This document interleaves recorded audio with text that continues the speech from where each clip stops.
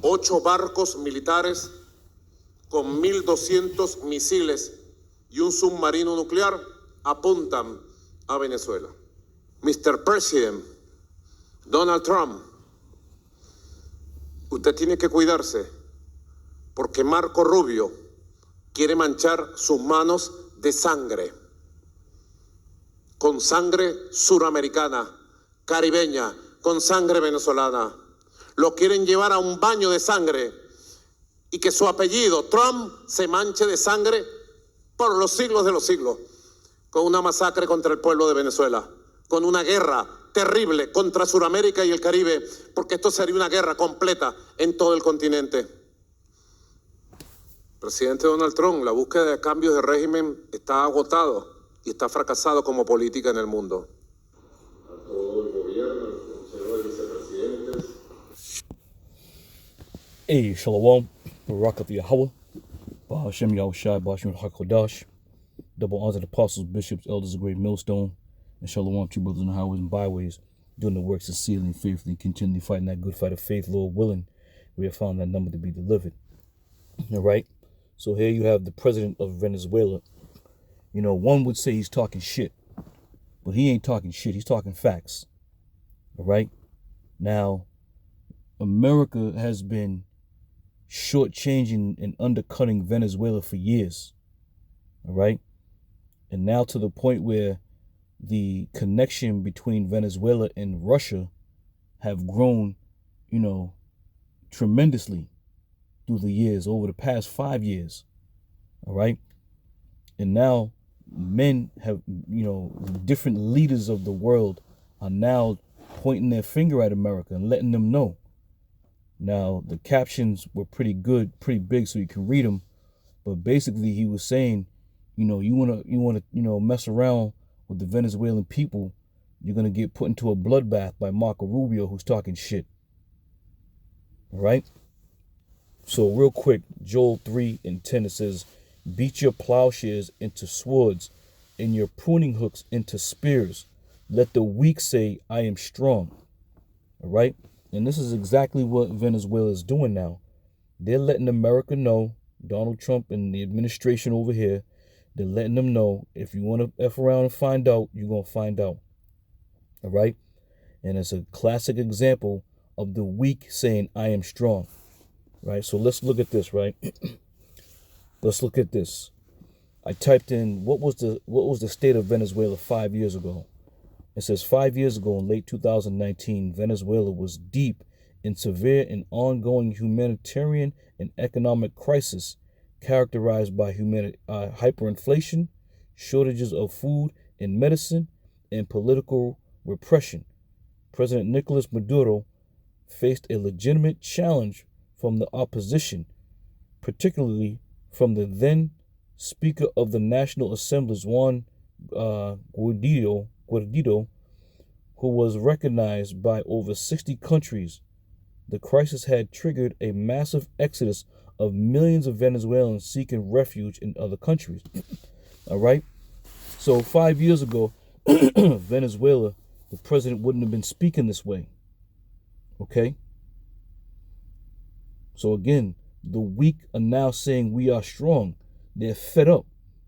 And we always make mention of, you know, that bully that's on the schoolyard. He can only bully for so long. And these countries are now looking at America in that same fashion. You can only bully people for so long before the weak get together and form an alliance that can't be broken with other nations. Right? This is exactly what Venezuela has now done. Right? So again, the key aspects of Venezuela in late 2019: economic collapse, severe shortages, political instability, human rights issues, massive migrations. All right? These are some of the things that a country who is now, you know, raising themselves up, you know, to let them know, we're not going to take no bullshit no more. We ain't backing down from you. Right? So let's continue down the road here. All right? Let's go Jeremiah 50:9. It says, "For lo, I will raise and cause to come up against Babylon an assembly of great nations from the north country." Right? And that north country is Russia. Russia is leading the charge with all these nations who are now forming an alliance to come up against Babylon the Great. Right? Let's go down here. Nope. Let me go back here. This is it here. So the connection. It says Russia and Venezuela have a strategic alliance involving political, economic, and military ties. All right. Now, 5 years ago, Venezuela was in shambles. And even then, 5 years ago, Russia bailed out Venezuela financially and humanitarily, if that makes sense, humanitarily, right? But it says, driven by mutual opposition to U.S. So Russia and Venezuela feel the same about America. They don't like them. It says influence and shared status as oil exporters. Key connections include Russian investments in Venezuela's energy sector, arms sales, and political support, as well as trade in various goods and joint efforts to counter U.S. sanctions. All right? So now you can understand why the president of Venezuela is now stepping up and making it be known. If you want to come around and tamper with Venezuela, it's going to be a bloodbath. You see? So this isn't no coincidence that these nations are now getting together, because as we're reading in Jeremiah 50, an assembly of great nations, and Venezuela is only not even the tip of the iceberg for these other nations, man. As opposed to these other nations, Venezuela was probably the weakest, if not the worst nation to even step up, due to its instability, its financial financial collapsing. And when you go and do the research, it was America that that collapsed the financial stability of Venezuela. All right? And it says, "And they shall set themselves in array against her.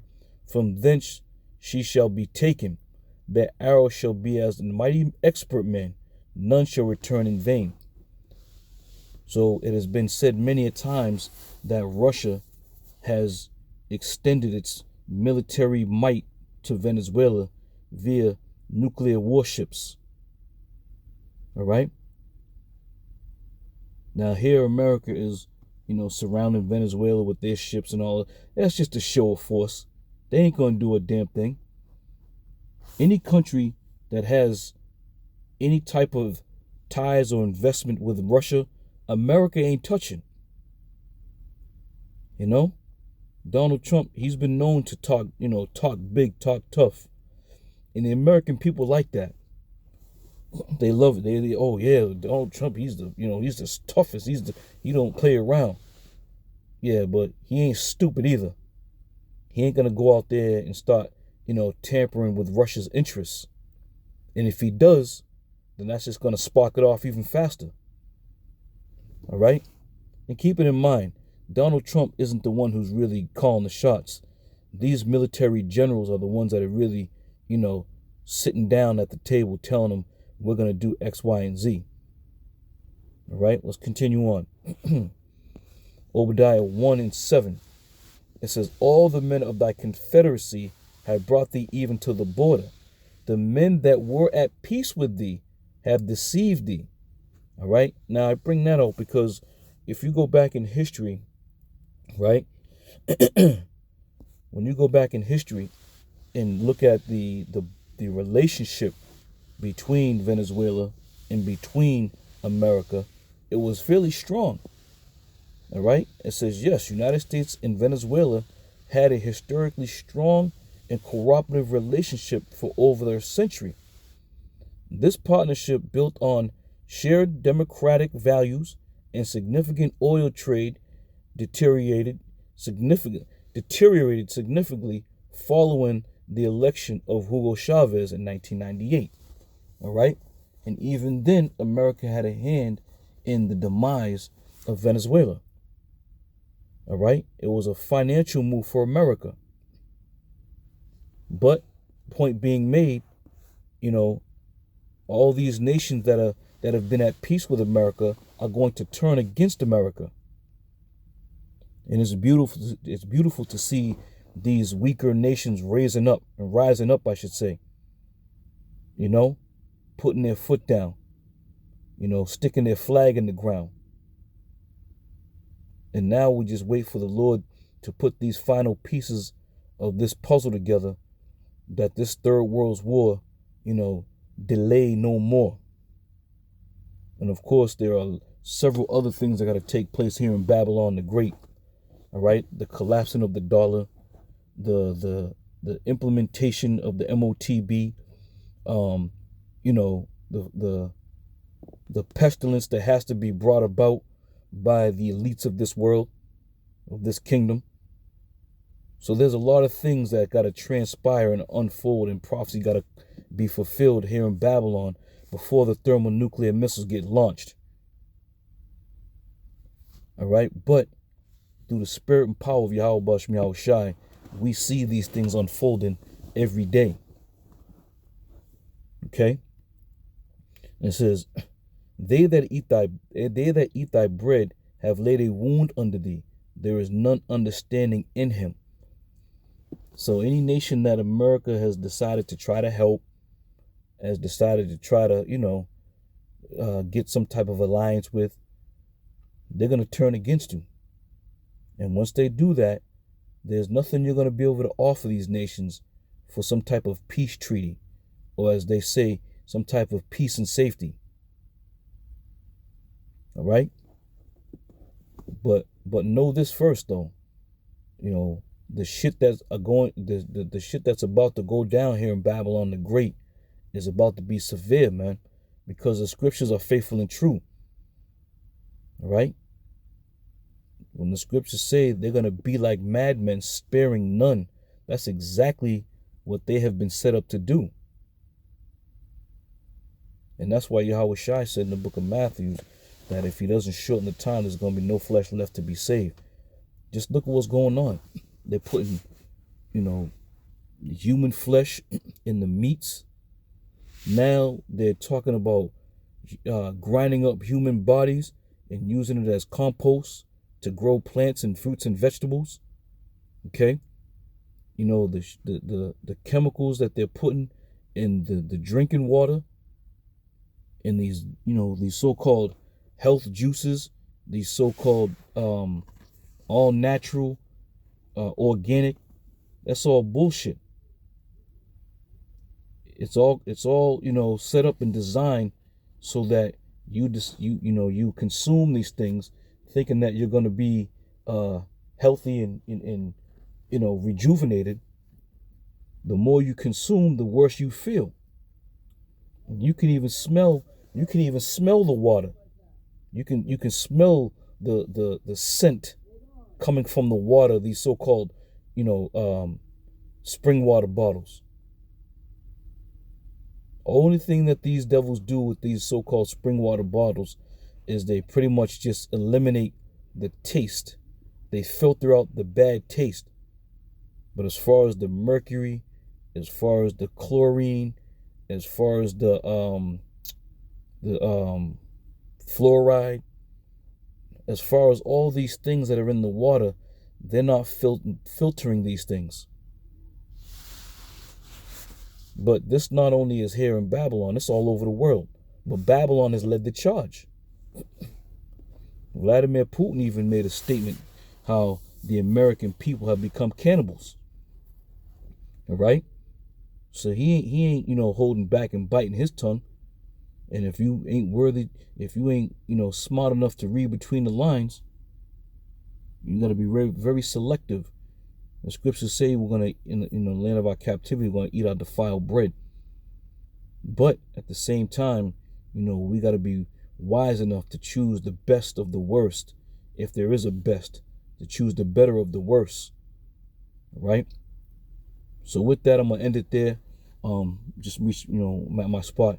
But yeah, so these nations and these so-called kings of the earth are now going to be putting their foot down and making their voices be heard about the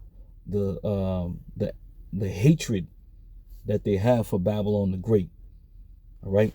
So Lord willing, I'm gonna see you brothers in another one. I'm gonna say shalom for now.